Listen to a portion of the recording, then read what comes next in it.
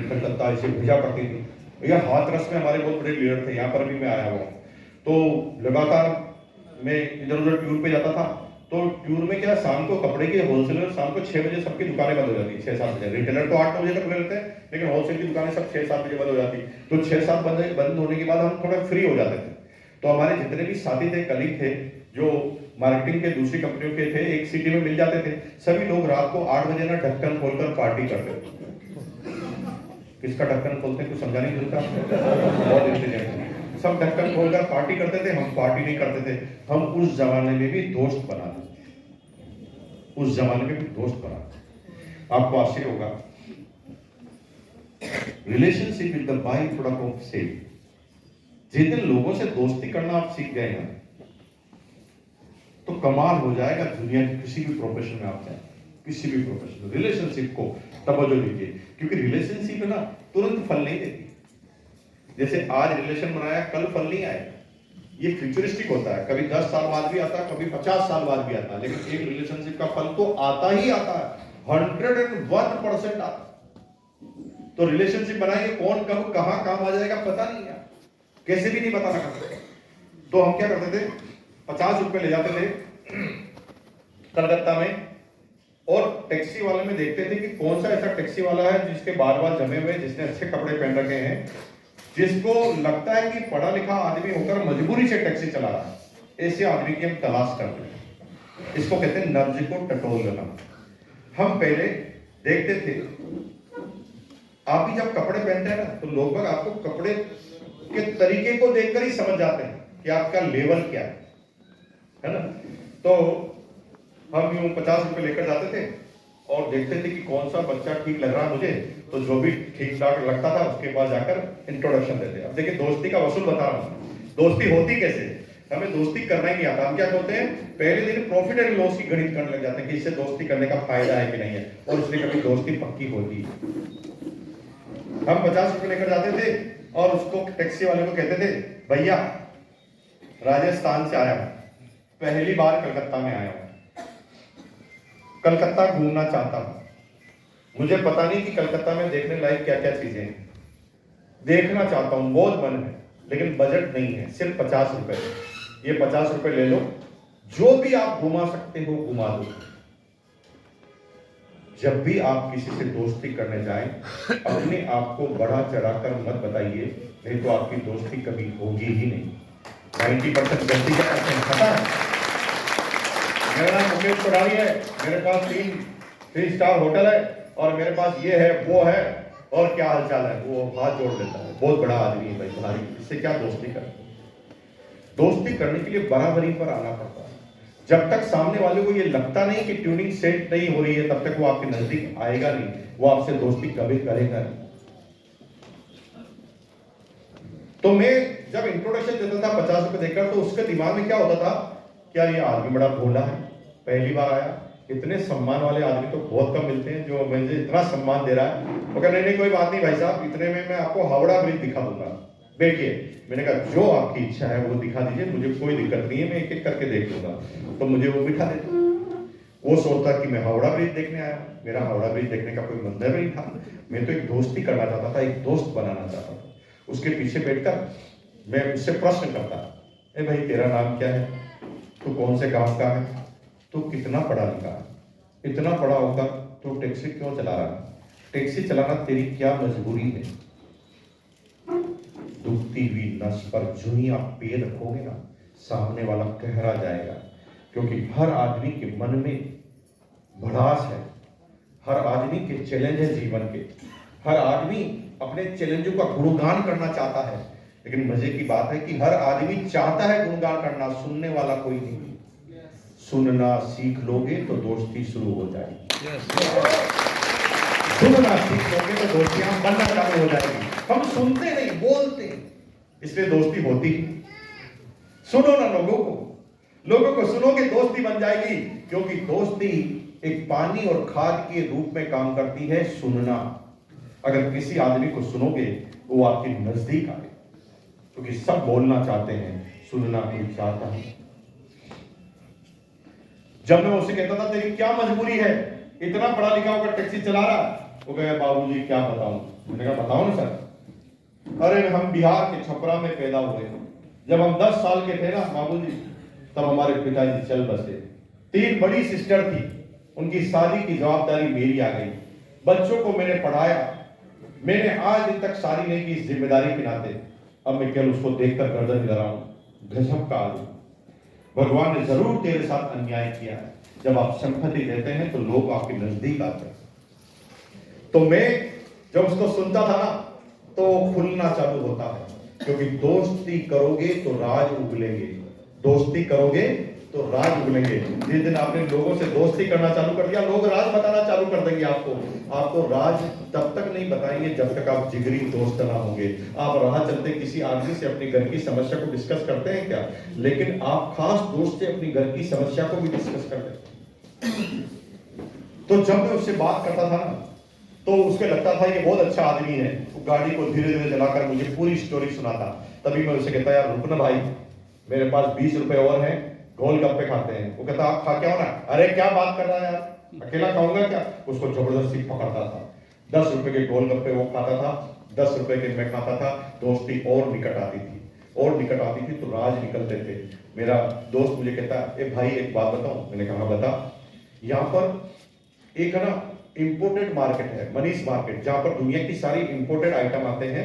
वो क्योंकि कलकत्ता से दूर है, इसलिए कोई रिक्शे वाला उसके बारे में बताता नहीं और कोई ले जाता नहीं। ए भाई तेरे को चलना है क्या? राज की बात क्यों बताई? क्योंकि दोस्त चलना है क्या?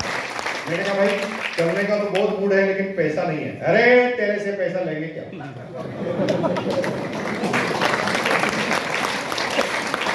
और मुझे बिठा दिया मीटर डाउन करके टैक्सी में, और 17 किलोमीटर दूर रह गया मार्केट। पूरे मार्केट में हम 2 ही आदमी ऐसे थे जिनको ये पता ही नहीं था कि लेना क्या है। क्योंकि मार्केट में सारे वो लोग थे जो डिस्कस कर रहे थे। हम क्या करते थे, पता ही नहीं था क्या लेना, तो हम जो ग्राहक और दुकानदार बात करते थे उनके पास जाके खड़े हो जाते थे, उनको सुनते थे, एक ही बात का पता लगाते थे कि इस कलकत्ता में ऐसा क्या मिलता है जो मेरे भीलवाड़ा में नहीं मिलता। मैं यहां से वो चीज उठा के ले जाऊंगा और भीलवाड़ा में बेच दूंगा, बेच दूंगा, बेच दूंगा, बेच दूंगा। इसको बेच दूंगा, इसको बेच दूंगा, सबको बेच दूंगा। दिमाग में फिट था, बेच दूंगा। अगर ये दिमाग में फिट है ना, बेच दूंगा, तो फिर दुनिया में टॉप पर जाने से तुम्हें कोई रोक नहीं सकता। और अगर खरीद लूंगा, ये दिमाग में फिट है, तो फिर कभी तुम टॉप पर जा ही नहीं सकते।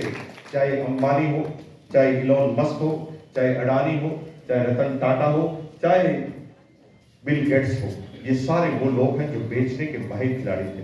वो हर चीज को कैसे बेचनी है उसके बारे में ही सोचते थे, और बेचने की वजह से ही वो टॉपर बने अपने अपने फील्ड के।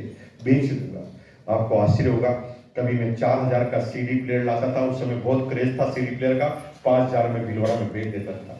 कभी हेनरी हिल की शर्ट 250 रुपए की लाता था, 300 रुपए में भीलवाड़ा में बेच देता था। 100 शर्ट एक साथ लेकर। इस तरह से देखते ही देखते भीलवाड़ा में मेरी दुकान हिट हो गई, और मजे की बात दुकान थी ही नहीं।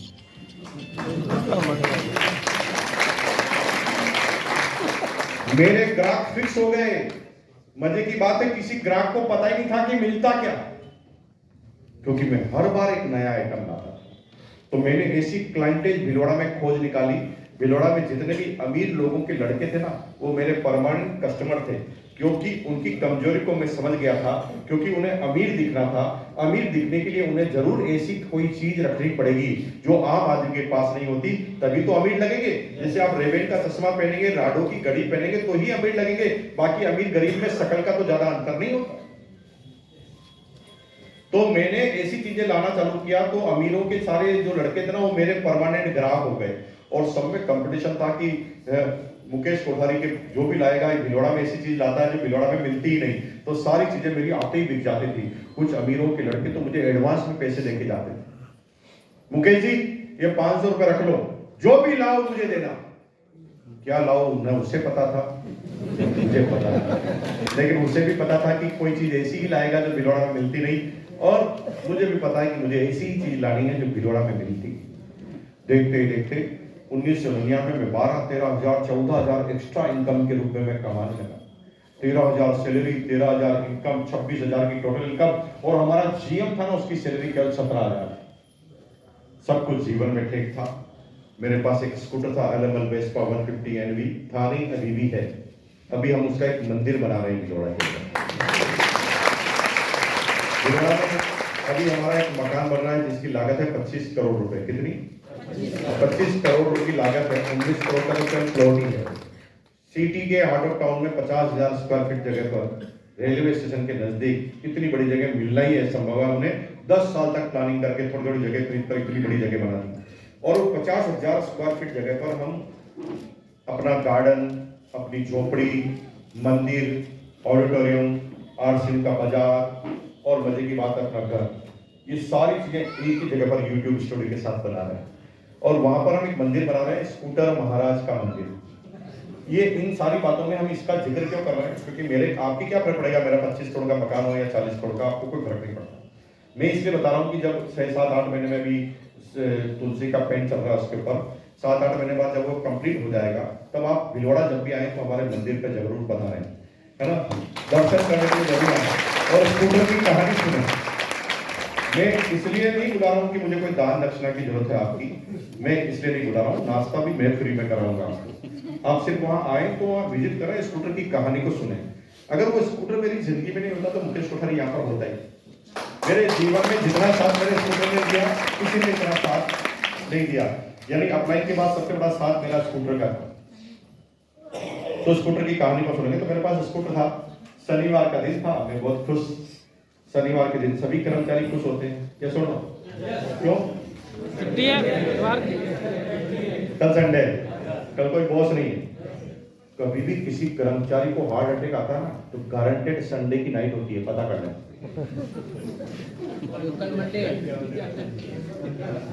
कल फिर जाना पड़ेगा, कल फिर वो मिलेगा, कल फिर वो डांटेगा, कि कल सहन नहीं होता, अटैक आ जाता। शनिवार के दिन में बहुत खुश, मैंने स्कूटर की चाबी को डाल दिया और ये घुमा रहा था, भगवान विष्णु की तरह अपना चक्र घूम रहा था और स्कूटर की तरफ जा रहे थे। टारगेट नहीं था तो ढीली चाल थी, ऐसे धीरे धीरे धीरे धीरे जा रहे थे। स्कूटर के नजदीक पहुंचते पीछे से आवाज आई, मुकेश। मैंने पीछे घूमकर देखा तो मेरा चक्र रुक गया, क्योंकि मेरा बॉस मेरी तरफ दौड़ के आ रहा था। उसकी शक्ल से पता चल गया कि ये संडे खराब करने की प्लानिंग लेकर आ रहा है। मैं एकदम खड़ा रह गया तो बॉस मेरे नजदीक आया। बॉस ने धीरे से बोला, मुकेश मुकेश तेरी हेल्प चाहिए। मैंने कहा सर मैं आपकी क्या हेल्प कर सकता हूँ? उसने कहा तू जो करता है वो सही करता है। मैंने कहा प्रभु मुझे बताओ तो सही कि मैं करता क्या हूँ। उन्होंने कहा तू बिजनेस करता है ना। जो उन्होंने बिजनेस का नाम लिया, मेरा मुंह खुला का खुला रह गया कि इसको पता किससे चला कि मैं बिजनेस करता हूँ। मैंने तो कंपनी के आदमी को माल तक नहीं बेचा इस डर से कि कंपनी वाला मुझे निकाल ना दे नौकरी से। और ये कह रहा बिजनेस करता है, इसको पहले ही पता। वो मेरी टेंशन को समझ गया, उसने मेरे कंधे पर हाथ रखा, उसने कहा नहीं नहीं कोई प्रॉब्लम थोड़ी है, मुझे कोई प्रॉब्लम नहीं तेरे बिजनेस करने में है। तूने कंपनी को कभी डिस्टर्ब नहीं किया तो मैंने भी तुझे डिस्टर्ब नहीं किया था। मैं तो शुरू से ही जानता हूं तू बिजनेस करता है, कोई बात नहीं भाई। अब आंखें खुली है, मुझे भी पता चला कि ये सैलरी से कुछ होने वाला नहीं, मुझे भी बिजनेस करना पड़ेगा। मैं इतना खुश हुआ, मैंने सोचा मैं कंपनी के आदमी को माल बेच दूंगा। मुझे तो बेचने के अलावा कुछ समझ में नहीं आता था। मैंने कहा हर आदमी को बाल बेचना है। तभी बॉस ने मुझे धीरे से कहा, ए भाई मैं भी बिजनेस करना चाहता हूं, लेकिन मेरे खानदान में कोई बिजनेसमैन ही नहीं है, दादाजी पिताजी ने कभी बिजनेस किया ही नहीं। अब करना चाहता हूं, 1 महीने से हाथ पैर मार रहा हूं, मुझे पता ही नहीं चल रहा कि कौन सा बिजनेस करूं। पिछले संडे मेरे कुछ दोस्त मेरे घर पर आए थे, उन्होंने ऐसे व्हाइट बोर्ड पर मिलकर ऐसे अंगूर बनाकर बिजनेस बताया।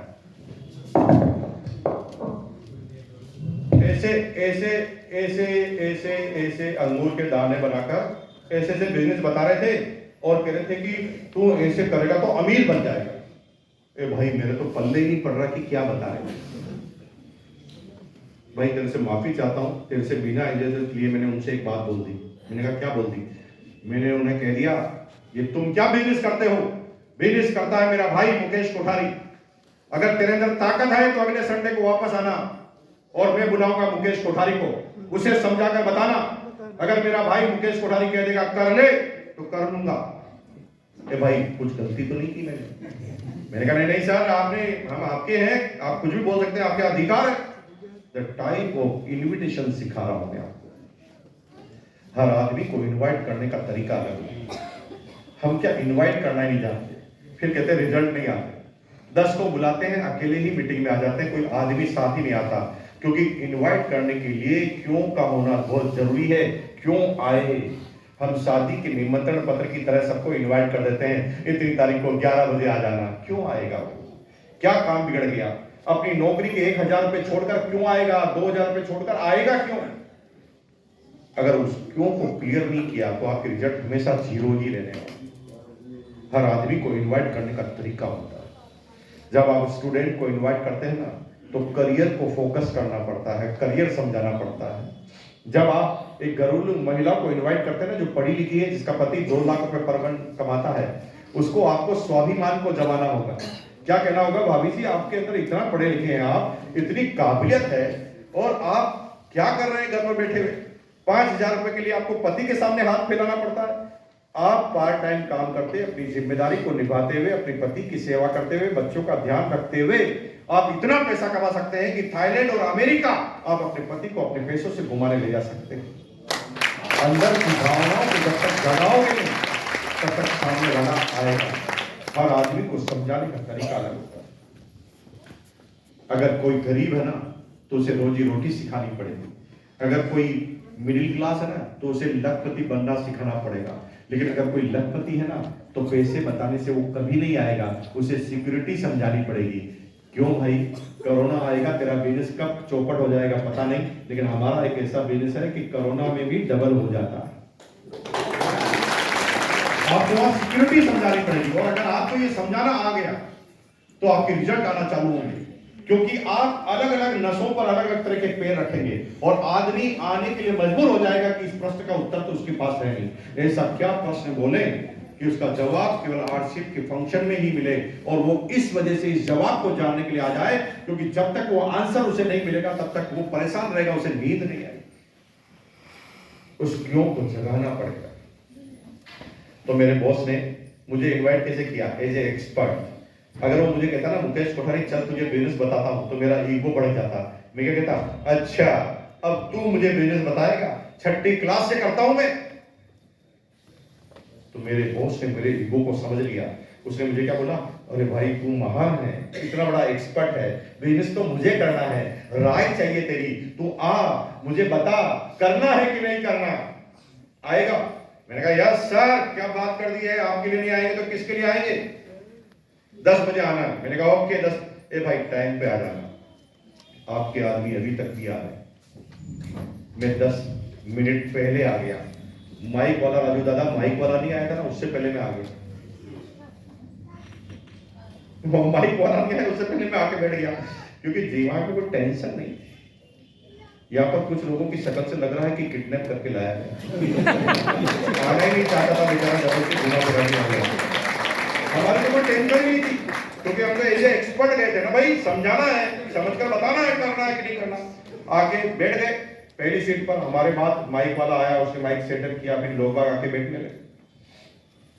बॉस ने मुझे पहले ही कह दिया 10 बजे, मतलब 10 बजे आ जाना, क्योंकि प्लान चालू हो जाएगा। और अगर प्लान चालू हो गया और तुझे कुछ समझ में नहीं आया तो तेरा क्या जाएगा? जीवन तो मेरा बर्बाद हो जाएगा। मैंने कहा सर, आपके जीवन को हम बर्बाद नहीं होने देंगे, हम एकदम टाइम पे आएंगे, 10 मिनट पहले आए। दूसरी बात बोली, ए भाई पेन डायरी जरूर लेते हुए आना। मुकेश कोठारी आरसी बिजनेस का पहला स्टूडेंट है जो पहली मीटिंग में पेन डायरी लेकर आया। क्योंकि अपना ही क्या बोला, पेन डायरी लेते हुए आना भाई, कैलकुलेशन का मामला है, नोट करना पड़ेगा। अगर तू कैलकुलेशन करना भूल गया, नोट करना भूल गया, तो तेरा क्या जाएगा? जीवन तो मेरा बर्बाद हो जाएगा। मैंने कहा सर, आपके जीवन थोड़ी बर्बाद होने देंगे, पेन डायरी लेकर आएंगे। तीसरी बात बोली, ए भाई आगे की सीट भी खाली होगी, पीछे की सीट भी खाली होगी, तो पीछे जाकर मत बैठना, क्योंकि पीछे अगर बैठ गया तुझे कुछ समझ में नहीं आया तो तेरा क्या जाएगा? जीवन तो मेरा बर्बाद हो जाएगा। तो मैं आगे वाली भाई साहब बैठे ना, वैसे सीट पर, फ्रंट सीट पर आगे जाकर बैठ गया, और टेंशन कुछ थी नहीं, क्योंकि हम तो एक्सपर्ट की तरह आए थे, समझकर बताना था कि करो कि मत करो। तो आकर बैठ गए। अब थोड़ी देर तक बैठे रहे, फिर धीरे धीरे आदमी ने लगे, 10-15 आदमी इकट्ठे हुए। तभी एक आदमी सूट पहनकर आया स्टेज पर, गर्मी में सूट पहन रखा। राजस्थान में अगस्त का महीना, टेम्परेचर 48 डिग्री, तर पसीना आ रहा, साला जब्बा भी ढंग से नहीं पहना जा रहा, उसने सूट पहन रखा और पसीने आ रहा फिर भी पहन रखा। हम बड़े टेंशन में आ गए। हमने सोचा कि हम किन लोगों के बीच में आ गए, शायद विदेशी लोग आए हैं जिनको गर्मी में सर्दी लगती होगी। हम बड़े टेंशन में आ गए। हमने कहा कैसे पता करें, तो हमने पड़ोसी से पूछने की सोची। उस समय गूगल नहीं होता था, अभी तो बच्चे को कुछ भी पूछना होता है गूगल महाराज से पूछ लेते हैं। हमारे समय में तो गूगल पड़ोसी होता है। हमने अपना पड़ोसी की तरफ देखा तो पड़ोसी हमारे को देख के मुस्कुराया। मैंने कहा सर एक प्रश्न पूछना है। तो पड़ोसी ने कहा पूछिए। मैंने कहा सर आप मुझे बता सकते हैं कि इन आदमी ने गर्मी में सूट क्यों पहन रखा? तो मेरे पड़ोसी ने कहा मैं बताऊं? मैंने कहा प्लीज बताइए। 15 मिनट से मैं भी यही सोच रहा हूँ।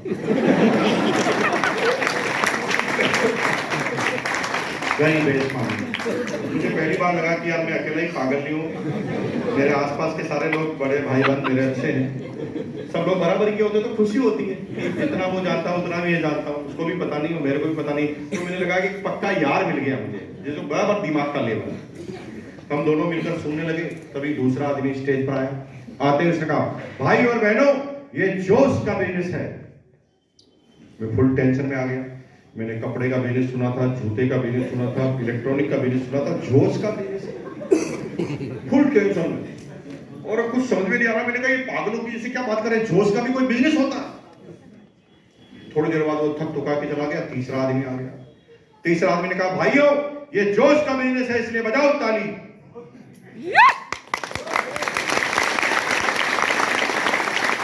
मैं क्यों बजाऊं ताली?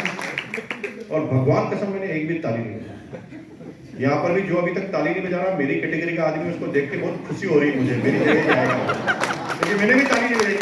ये बेवकूफ लोग होते हैं जो ताली बजा कर कहते हैं कि अमीर बन जाएगा। ताली बजाने से कुछ होता ही नहीं, फालतू की बातें हैं सब। क्या ताली बजाने से कोई अमीर बनता है? ताली बजाने से 2 रुपए 5 रुपए मिल सकते हैं, बस इससे ज्यादा कुछ नहीं होता।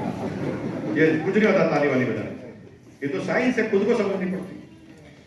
तो वैसा मैंने ताली वाली नहीं बजाई। फिर चौथा आदमी आ गया। चौथे आदमी ने कहा, 4-5 आदमी को इकट्ठा किया, खड़ा किया स्टेज पर। उन्होंने कहा भाई साहब ये लोग स्टेज पर जो खड़े हैं इनको 500 रुपए आने वाले हैं, बजाओ ताली।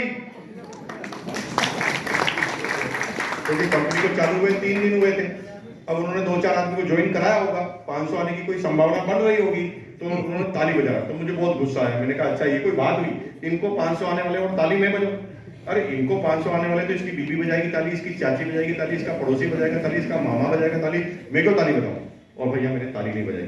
थोड़ी देर बाद वो भी थक कर चला गया। फिर 5वां आदमी आया। 5वें आदमी ने कहा भाई और बहनों, मेरे आने से पहले यहीं पर कई तरह के कार्टून आए होंगे ना, सभी जगह आते हैं।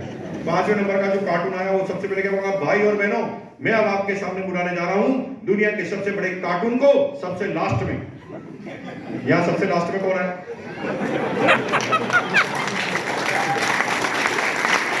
मैं समझाना चाहता हूँ कि बड़ा कार्टून लास्ट में आता है, ये समझना।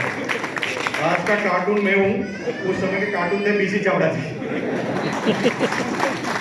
बीसी चावड़ा जी आए स्टेज पर, उस समय 40-45 साल के होंगे बीसी चावड़ा जी, गोरे चिट्ठे एकदम सूट बूट में थे, हीरो माफिक लगते थे। और भाई साहब पहली बार आने के बाद दिल शांत हुआ, यार आज भी ठीक लग रहा है। और उन्होंने बीसी चावड़ा जी की बात करने का ऐसा तरीका जोरदार है कि थोड़ी देर तो वो आंखों में आंखें डालकर देखते रहते हैं, फिर चुटकुला बोल देते हैं, फिर कहानी बोल देते हैं, फिर डायलॉग बोल देते हैं। शब्दों का इतना ज्ञान है कि कौन से शब्द को उठाकर किस शब्द में मिक्स करके कौन सी कविता बना ले, हालांकि अभी तक हमें समझ में नहीं आता। इतने तो उनके पास प्राय बची, इतना तो शब्दों का ज्ञान है। तो उनको देख देख कर भाई साहब इतना मजा आने लगा कि बिजनेस तो गया बाढ़ में, उनको देख देख के हम मुस्कुराने लगे कि ये आदमी ठीक है। और जब हम मुस्कुरा रहे थे ना, तो मेरा बॉस मुझे देखकर मुस्कुरा रहा। मुझे क्या लगा कि बॉस में दिमाग कम है, शायद बाद में इसलिए मुस्कुरा रहा। बाद में पता चला कि वो इसलिए मुस्कुरा रहा था कि वो सोच रहा था कि हंस गया मतलब फंस गया। तो जो लोग नए आए हैं, पहली बार आए हैं, है ना, तो सोच समझ के मुस्कुराना भाई। तुम्हें जो लेकर आता भी होते ना भाई कि ये समझ गया दिखता, तो जो ही तुम्हारे को जो लेकर आया तुम्हारी तरफ देखे ना तो मुंह खुला लेना। ऐसे करोगे तो बचने के चांस है, अगर मुस्कुराओगे फंसोगे मुझे बस ऐसे मुस्कुराना। तो मैं तो भोला आदमी था, मैं तो मुस्कुरा रहा था वहां पर। थोड़ी देर बाद तो मैंने पेन डायरी को साइड में रख दिया। मैं तो भूल ही गया कि आया क्यों। मैं तो कहानी किस्सों में इतना मशगूल हो गया कि भाई साहब मैं तो उछलने लगा, चिल्लाने लगा, सीटियां बजाने लगा। थोड़ी देर बाद सेमिनार खत्म हो गई। पड़ोसी ने कहा चलना भाई सेमिनार खत्म हो गई। मैंने कहा कोई नहीं आएगा? इतना मजा आया। वो कहा नहीं अब कोई नहीं आएगा चल। तो मैंने तुरंत डायरी की तरफ देखा तो डायरी तो खाली। हमें तो समझना था बिजनेस को, साला बिजनेस की तो एक लाइन भी समझ में नहीं आई। अब ये आके पूछेगा बॉस करूं कि नहीं करूं तो क्या करूं, मुझे तो खुद को ही पता नहीं। तो मैंने कहा भागो यहाँ से चुपचाप, अगर यहाँ से नहीं भागे तो बॉस सबके सामने इंसल्ट कर देगा, उल्टी पुल्टी बातें बोलेगा। तो मैंने कहा जब डांट ही सुननी तो अकेले में सुन लेंगे कल ऑफिस में, यहाँ पर सुनना जरूर थोड़ी है। तो मेरे डायरी को लगाया बगल में और भागा स्कूटर की तरफ। जब मैं स्कूटर की तरफ भागा तो मेरा बॉस मेरे पीछे पीछे आ रहा। अगर आप भी नए हैं, पहली बार आए हैं, तुम टॉयलेट करने जाओगे तो तुम्हारे पीछे पीछे आ जाएगा, जो लेकर आएगा कैसे जाने देगा। तो मेरे पीछे पीछे आ गया, उसकी नजर ही क्या आपके ऊपर रहती है, ये क्या कर रहा। तुम कोई भी एक्टिविटीज करोगे तुम्हारे साथ साथ ही आ जाएगा। तो मेरा बॉस मेरे पीछे पीछे आ गया। आते ही मैं डर गया। मैंने कहा पूछेगा आप करूं कि नहीं करूं, लेकिन उसने पूछा ही नहीं। उसने क्या पूछा, कैसा लगा। मैंने कहा मजा आया। अच्छा लगा ना, बहुत अच्छा लगा, ठीक है कल मिलते हैं। मैंने लंबी सांस ली थी। उसने पूछा नहीं कि करूं कि नहीं करूं। तो फिर अगले दिन मैं ऑफिस गया तो ऑफिस में गेट पर मुझे बोलता है, अपने चैम्बर में जाने से पहले बॉस से मिलके आना, बॉस ने आपको याद किया। मुझे फिर डर लगने लगा, पुरानी बातें सिर्फ रिमाइंडर होगी। मैंने कहा बॉस जरूर पूछेगा। मैं सोच रहा था कि क्या बहाना बनाऊंगा, क्या बोलूंगा। सोच रहा था कि बॉस को ही बोलूंगा, एक बार समझने की और ज्यादा जरूरत है क्योंकि पूरा ढंग से मैं रिसर्च नहीं कर पाया हूँ, ऐसा मैं सोच रहा था। तभी मैं बॉस के केबिन की तरफ देखा था कि बॉस है कि नहीं। तभी पीछे से आवाज आई, मुकेश मुकेश रुक रुक आ रहा हूँ। वो पीछे से आया और सीधा मेरे कंधे पर हाथ रख दिया। कंधे में हाथ रख के सीधा ही केबिन में ले गया। केबिन में ले जाकर सीट को खींची और मुझे बिठा दिया। गिलास को खींची, गिलास को सीधा किया, उसमें पानी डाला और कहा क्या हालचाल है, पानी पी। ऐसा पहली बार हुआ है 17-18 साल में। बॉस बोल रहा गुड मॉर्निंग, वेलकम, पानी पिला रहा, कुछ न कुछ गड़बड़। बॉस ने तो इतने सालों की नौकरी में अब तक ऐसा कभी किया नहीं, और आज ही बॉस ऐसा कर क्यों रहा। मुझे थोड़ा गड़बड़ लगने लगी। तभी मैं चुपचाप बैठ गया। बॉस ने फिर धीरे से बोला, कल मजा आया ना। मैंने कहा सर बहुत अच्छा मजा आया। अच्छा, अगली बार एक कार्टून आए तो मुझे बुला। तो क्या मैं फाइनल समझ लूं कि मजा आया? यस। आपसे नहीं, मेरे से उन्होंने। तो क्या मैं फाइनल समझ लूं कि मजा आया? अरे आपसे नहीं,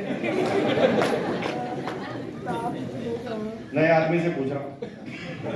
आप ही बार बार बोलते जा रहे हैं। मैं नया आदमी था ना, तो उन्होंने कहा क्या मैं फाइनल समझ लूं मजा आया? मैंने कहा सर बिल्कुल 100% फाइनल समझ लो। मैंने कहा बॉस को खुशी तो करना है। मैंने कहा 100% फाइनल समझ लो। बॉस को छुई, मैंने बोला, बॉस ने अपनी सीट के नीचे से काले कलर का बैग निकाला मेरे सामने। उस समय 3 जोड़ी कपड़े होते थे, 1200 रुपए की किट आती थी और उस किट को लेकर ज्वाइनिंग करना पड़ता था। अभी तो डायरेक्ट सेलिंग की गाइडलाइन के अनुसार कोई भी कंपल्सन किसी भी क्षेत्र में होता नहीं, लेकिन उन्होंने किट रख दी। मैं इतना भोला आदमी कि किट देने के बाद भी ये नहीं समझ पा रहा हूँ कि ये कर क्या रहा है। मैं क्या सोच रहा हूँ, अगस्त का महीना है, अक्टूबर में दिवाली है, कंपनी एडवांस में गिफ्ट दे रही। तो मैंने किट को लेकर बोला थैंक यू सर। तो बॉस ने कहा थैंक यू की जरूरत नहीं, 1260 प्लीज। मैंने कहा सर 1260 क्यों, कल मजा आया ना। मैंने कहा सर मजे के कौन 1260 लेता है? तो मैं लेता हूँ। मैंने कहा सर आप क्यों लेते हैं? तो मेरा बिजनेस है, जिसको भी पकड़ के ले जाता हूँ, जिसको भी मजा आता है उसको कपड़े देता हूँ। कपड़े कंपनी बनाती है और जो लेता है उसको डिस्काउंट मिलता है, दोनों को मिलाता हूँ मैं हूं तो मुझे कमीशन मिलता है। अब तुझे लेनी पड़ेगी क्योंकि बोल दिया मजा आया। और मैं फंस गया। मैंने कहा ऊपर से बॉस फिर किट दे दी, 1260 मांग रहा। मैंने कहा कुछ न कुछ तो बहाना बनाना पड़ेगा, नहीं तो 1260 गए। तो मैंने बॉस को धीरे से बहाना बनाया, बॉस भगवान कसम 1260 रुपए आपसे बढ़कर नहीं।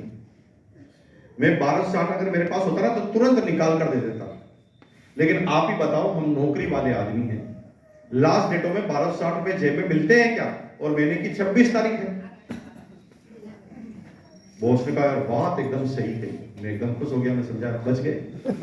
बात एकदम सही कही। 1260 तो मेरी जेब में भी नहीं, क्योंकि सारे नौकरी वालों का हालचाल एक जैसा ही होता है, चाहे वो 2 लाख रुपए भी महीने के क्यों ना कमाए। सारे पैसे को ठिकाने लगा चुका होता है 25 तारीख से पहले।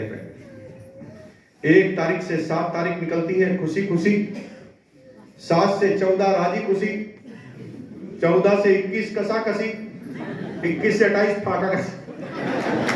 सारे कर्मचारी ऐसे होते हैं। उसने बातों में बातें मिला दी।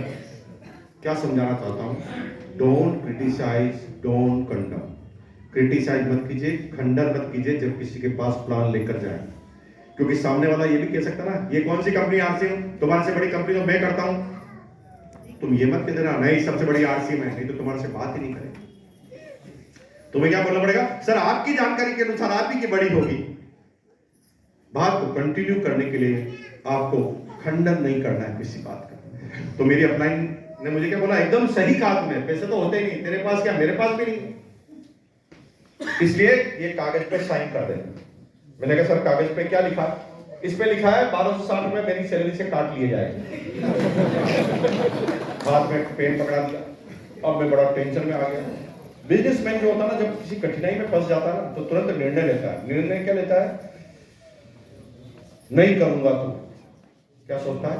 नहीं करूंगा। इसलिए कभी कभी वो उल्टे पुल्टे काम करके किसी को रिश्वत भी देनी होती तो विवाद बढ़ाता नहीं है।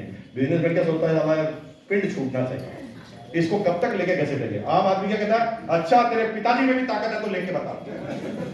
आम आदमी ऐसे कहता है। बिजनेसमैन क्या सोचता, साला मैं इससे बहसबाजी में 3 दिन उलझाऊंगा, 3 दिन में तो इससे 4 गुना कमा लूंगा, हटा। वो किसी चीज में विवाद नहीं करता।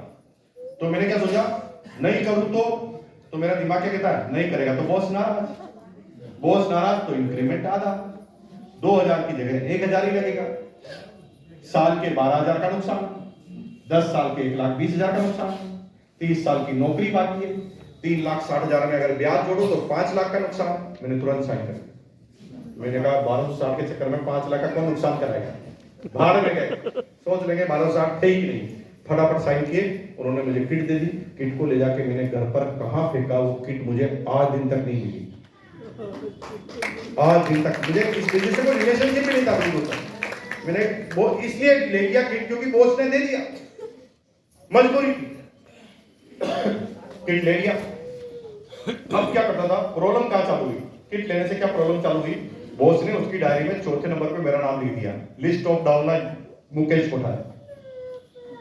अब बॉस मुझे फॉलो अप करता। सेमिनार मीटिंग से निर्णय होते हैं, काउंसलिंग से लीडर बनते हैं। सेमिनार मीटिंग से निर्णय होते हैं, करूं कि नहीं करूं। काउंसलिंग से लीडर बनते हैं, क्योंकि काउंसलिंग में सवाल जवाब होते हैं, और सवाल जवाब आपके दिमाग को हिलाकर रख देता है। कई चीजों को जब आप कठिन समझते हैं, उसका जवाब जब आसान होता है तो आप दिमागी रूप से शांत हो जाते हैं।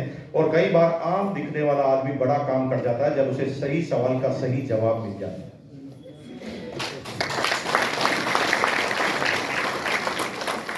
काउंसलिंग किसे कहते हैं? काउंसलिंग मतलब 1 to 1 संवाद। मैं आप थोड़ा सा एग्जांपल देता हूं, क्लियर हो जाएगा। जैसे आप तैरना सीखना चाहते हैं, क्या सीखना चाहते हैं? स्विमिंग चाहते हैं। What is the first procedure? पहला प्रोसीजर क्या है अगर तैरना सीखना चाहते हैं? पानी में उतरना पड़ेगा, गलत? जैसे सुबह 4 बजे अचानक जाके पानी में उतर गए, कौन बचाने आएगा? ये क्या प्रोसीजर है? नहीं है ये तो 90% लोगों को पता ही नहीं। हाँ, क्या करना पड़ेगा? सीखना पड़ेगा। कैसे? पहले जो सीखे, एक बार जोरदार ताली बजाओ, जोरदार ताली बजाओ, बहुत अच्छी बात। मैं तरीका बताऊंगा। अगर आपको तैरना सीखना चाहते हैं तो सबसे पहले एक ऐसे तैराक को ढूंढना पड़ेगा जो बहुत अच्छा तैरता है। This is the first process. एक बच्चा जो बढ़िया तैराक है या इंस्ट्रक्टर है या टीचर है, उसके पास आपको जाना पड़ेगा। सेकंड प्रोसेस, इच्छा जाहिर करनी पड़ेगी। क्या? मैं भी तैरना चाहता हूं। यही आरसीएम का भी संवाद है। आपको पहले लीडर ढूंढना पड़ेगा जो लगातार आगे बढ़ रहा है, कामयाब हो रहा है। उसको जाकर कहना पड़ेगा, सर मैं भी रॉयल टीचर बनना चाहता हूं। तब वो आपकी तरफ हाईलाइटेड होगा, क्योंकि उसके पास तो पूरी दुनिया है, कई लोग हैं। अब आपने कहा सर मैं भी तैरना सीखना चाहता हूं। अब वो यार वो गुरु बड़ा है, वो कहेगा मेरे कुछ डिसिप्लिन के रूल हैं, मानोगे? Yes sir. आपकी अपलाइन भी आपके साथ ऐसे बोलेगी, मैं जो बोलूंगा वैसा करोगे? आप कहोगे यस सर। तब वो आगे बात करेगा, आपके नहीं करूंगा तो ठीक है, तेरे रास्ते तू जा, मेरे रास्ते में जा। मानूंगा सर, ठीक है, सुबह 4 बजे मिलते हैं तालाब पर। अब दोनों 4 बजे आ गए। अब क्या करता, अब नो बातें नो बकवास। सबसे पहले क्या करता है, जो टीचर होता है वो चैंपियन है, वो क्या करता है, स्विमिंग सूट पहनता है, 2-4 बार वर्जिश करता है, फिर सबसे ऊंची वाली डाइव पे जाता है, ऊंची वाली, और उस स्टूडेंट के सामने कूद के बताता है, छपा द इंट्रोडक्शन फर्स्ट, करके बताओ, बोलकर मत बताओ। डायमंड क्लब करके बताओ, बोलो मत डायमंड क्लब करो, डायमंड क्लब करके बताओ, बोलो मत करो करो करो, बोलने की कोई वक्त नहीं है दुनिया में। टीवी को खोलते ही कोई ना कोई नेताजी बोलने वाले आ जाते हैं, बोलने से होगा क्या, करके बताओ। तो पहले क्या, कूद के बताया, फिर उसने कहा चल मैं पानी में खड़ा हूं, स्विमिंग सूट पहन, अब वो भी स्विमिंग सूट पहनता है, चल सबसे पहले बड़ी डाइव में नहीं जाना, छोटी डाइव पे आ जा। छोटी डाइव पे आ गया, हाँ भाई तैयार, तैयार, अब धूस तो रहा लेकिन तैयार, कूद कूद जाओ, हाँ कूद। और उन्हें भाई साहब बहुत डर लगता है। पहला क्वेश्चन क्या हुआ, पहला क्वेश्चन क्या हुआ, आपसे भी लोग पहले ही क्वेश्चन करेंगे, क्या कर तो लो यार भाई साहब, मेरे से कोई मानेगा नहीं तो, तुम्हें तो बहुत समझाना है तो मुझे तो बोलना ही नहीं आता, तो अरे मेरे से माल नहीं बिकेगा, मुझे तो बहुत शर्म आती है भैया, बाकी कुछ भी करा लो, ये माल बेचने का काम मेरे से नहीं होगा। अरे तुम तो कई लोगों को जानते हो, मैं तो किसी को जानता ही नहीं। ऐसे ही तो प्रश्न होते हैं स्टूडेंट से, इस हर प्रश्न का उत्तर होता है, लेकिन हम पूछोगे नहीं ना, तो आप क्या सोचोगे, खुद ही एग्जामिनर, खुद ही कॉपी जांचोगे और खुद ही एग्जाम देकर आ जाओगे, और क्या कहोगे, शाबाश तू थोड़ी आंसर कर सकता, शाबाश खुद को कमाने देके चले जाए। जबकि जो भी आप पूछ रहे हैं उसका उत्तर है, लेकिन परफेक्ट टीचर से पूछना पड़ेगा। इसके सबके प्रश्न के उत्तर बने हुए, लेकिन हम पूछ ही नहीं रहे। कूद जाओ, नहीं सर तो बहुत डर लगता है।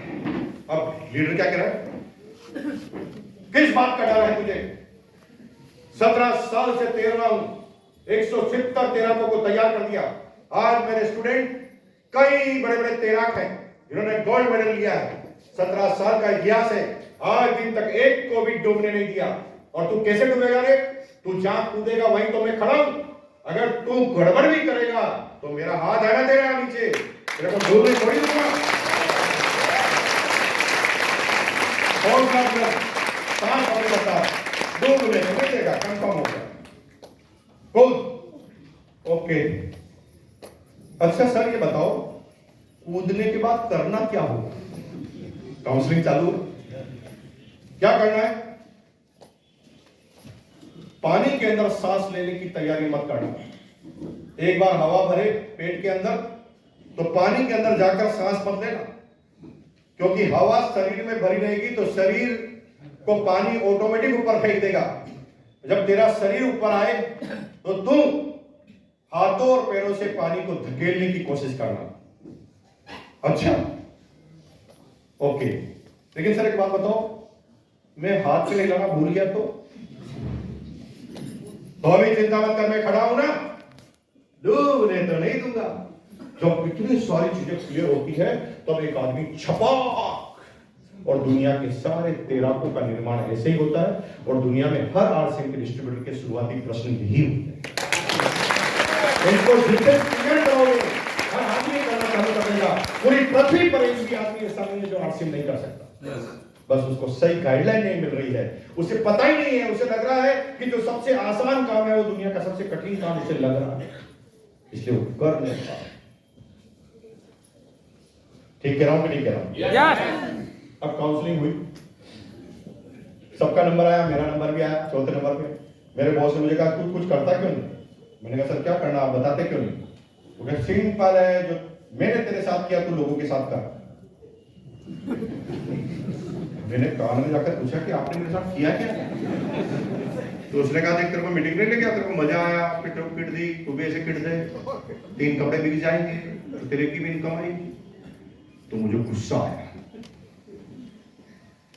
मैंने बॉस को कहा बॉस प्लीज प्लीज प्लीज, आपको आपके स्टेटस का पता नहीं है, शायद भूल गए, you are the MBA manager general marketing और I am the deputy marketing manager. हम दोनों मिलकर 1 करोड़ मीटर कपड़ा सेल करते हैं साल का, 1 करोड़ मीटर। और आप मेरे से 3 जोड़ी कपड़े सेल करवाना चाहते हैं? बहुत क्लियर है, मरते दम तक इस बिजनेस को नहीं करूंगा, कसम खाता हूं। और मेरे जान में जान है ना, तब तक मैं आपको भी नहीं करने दूंगा। दिस इज द इमोशनल अत्याचार जो आपकी बीवी हमेशा करते हुए नजर आएगी। ये काम करोगे तो मेरी लाश से होकर गुजरना।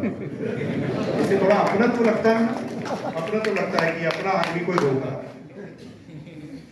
तो मैंने कहा सर बॉस मैं आपको भी नहीं कर। तो बॉस को गुस्सा आ गया, उसने कहा अच्छा सेल से शर्म आती है? मैंने कहा सर सेल से शर्म आती है तो 1 करोड़ मीटर कपड़ा कैसे सेल होता है? सेल से शर्म नहीं आती। तो बॉस ने कहा बेवकूफ, उल्लू के पट्टे, गधे के बच्चे, 1 करोड़ मीटर कपड़ा तू सेल कर रहा? हाँ, लेकिन सेल तेरा नहीं हो रहा। मुझे की बात क्या देखिए, सेल तू कर रहा लेकिन सेल तेरा, सेल तू कर रहा लेकिन सेल मालिक का हो रहा। और जब आप सेल करते हैं और सेल का प्रॉफिट किसी को होता है, जब सेल का प्रॉफिट किसी को होता है तो तुम्हें सेल की सैलरी मिलती है। इस सैलरी को समझना बहुत ज्यादा जरूरी है। 90% जो आम आदमी है सैलरी की परिभाषा ही नहीं समझते। दुनिया में एक भी व्यक्ति ऐसा नहीं है जो बिना सेल किए सैलरी ले ले। नोट द पॉइंट, क्या बोला? रिपीट द पॉइंट, क्या बोला मैंने? क्या बोला? दुनिया में एक भी आदमी ऐसा है ही नहीं जो सेल किए बगैर सैलरी ले ले। कुछ लोग बहसबाजी करने उतर गए। वो कहता सर मैं रेलवे का इंजीनियर हूं, मैं कहां सेल कर रहा हूं? तेरा रेलवे क्या कर रहा है रे पगले? रेलवे तो सेल ही कर रहा है, सर्विस सेल कर रहा है। रेलवे ने तो बता रखा है कि इतनी बजे आप यहाँ पर बैठेंगे, इतने रुपए का टिकट लेंगे, इस कोच में बैठेंगे तो इतनी बजे पहुंच जाएंगे। रेलवे तो सेल ही कर रहा है। और रेलवे की सेल सही चले, रेलवे की ट्रेन सही चले, इसलिए रेलवे ने तुझे इंजीनियर बनाया है। यानी तू रेलवे की सेल करने का ही सहयोगी है, इसलिए तुझे मिल रही है सेल। बोलो ना भाई, क्या मिल रही है? सैलरी नहीं, सेल। एक आदमी कहता है सर मैं तो टीचर हूं, अध्यापक, मैं कहां सेल कर रहा हूं? तेरा स्कूल क्या कर रहा है पगले? तेरा स्कूल तो रोज विज्ञापन देके कह रहा है इतने मेरिट में आ गए, इतने फर्स्ट आ गए, इतने सेकंड आ गए, तेरे बच्चे को भी 2 लाख जमा करा, तेरा बच्चा भी पास हो जाएगा। वो तो सेल में ही लगा है। उसने अपनी सेल के सहयोग के लिए तुझे टीचर बनाया है, इसलिए सेल हो गई उसकी और तुझे मिल गई सेल। दुनिया में हर आदमी सेल ही कर रहा है। जो खुद की सेल कर रहा है वो अमीर बन रहा है, जो लोगों की सेल कर रहा है वो किसी और को अमीर बना रहा है। तो सबसे पहले you have to decide first, खुद की सेल करनी है कि लोगों की सेल कर? बोलिए, खुद की सेल करनी है तो मैं आगे बात करूं, नहीं तो सेमिनार खत्म हुई। 150 रुपए में जितना बोलना था बोलते। करनी है? खुद की सेल करनी है तो बात करें। तो सेल के एक्सपर्ट है भैया, सेल करनी है तो बात करो, क्योंकि बचपन से ही सेल के बारे में सोचते हैं। करनी है सेल? कितने लोगों को करनी है? हाथ खड़ा। अब आपके पड़ोसी ने अगर हाथ नहीं खड़ा किया तो उसको तुरंत बाहर पकड़ कर ले जाओ। नहीं करनी सेल, हाथ खड़ा करो, आपको अलग से इन्विटेशन देना पड़ेगा। नहीं, सेल करनी है? हाथ खड़ा करो ना भाई, डरता क्यों है? कुछ लोग तो मेरे से डरते हैं, इसे हाथ खड़ा करने से कोई सेल वेल नहीं होती। थोड़ा एक्साइटमेंट चाहिए, इसलिए अपन ऐसा बोलते हैं।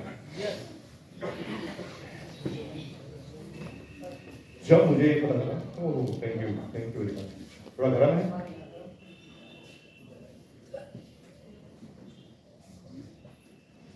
बहुत बहुत धन्यवाद सर। गर्म पानी चाहिए तो गर्म पानी है, गर्म पानी भी है। यस, पी लेंगे, आप पिलाएंगे तो पी लेंगे। क्या